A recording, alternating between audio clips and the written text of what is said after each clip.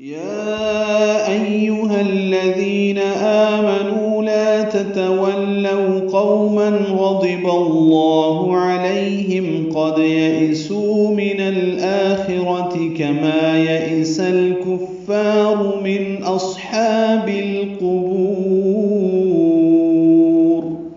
یا ایھا الذین آمنوا پورے قرآن کریم میں 89 مرتبہ ہے. یا پہ مد منفصل ہے. پچھلی آیت میں یا ایھا النبی پڑھا ہے. ہا کو الذین سے ملانا ہے لام سے، ذال نرمی سے پڑھنا ہے. دی یا مد ہے. آمنو آ اور نو، آ مد بدل ہے، قائم مقام مد اصلی الف مد، نو واو مد ہے، لا الف مد ہے. دو حرکات لمبا کریں گے. تتولوا واو کو لام سے ملائیں گے، لو وولین ہے. قوما میں قو وولین ہے. تنوین کے بعد غین آنے کی وجہ سے اظہار ہے. غضب میں غین ضاد دونوں پر ہیں، با کی زبر کی وجہ سے لام اس میں جلالا پر پڑیں گے. غضب اللہ علیہم. سورۃ المجادلہ یا مجادلہ اس کی آیت نمبر 14 دیکھ لیجئے، یہ الفاظ وہاں پہ آپ کو ملیں گے. غضب اللہ علیہم، لیعین ہے میں میم ساکن پہ اظہار شفوی ہے.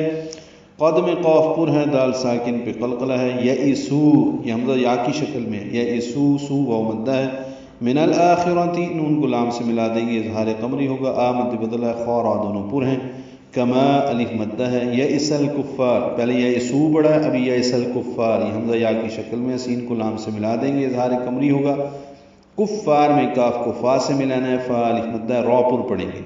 من میں اظہار ہے، نون ساکن کے بعد حمزہ آنے کی وجہ سے حمزہ کو صاد سے ملائیں گے. اصحاب میں صاد پر ہے اور اس پہ ہم سے حا وسط الگ سے ادا کریں گے. دو حرکات لمبا کریں گے، با کو لام سے ملا دیں گے، اظہار قمری ہوگا. قاف پر پڑھیں گے، با کو لمبا کریں گے، را وقفن پر پڑھیں گے.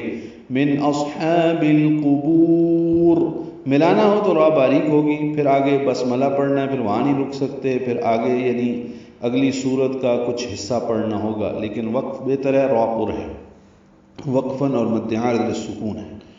اے ایمان والو، ان لوگوں سے دوستی نہ کرو جن پر اللہ نے غضب فرمایا ہے، اور بے شک وہ آخرت سے ایسے مایوس ہو چکے ہیں جیسے قبر میں پڑے ہوئے کفار مایوس ہیں.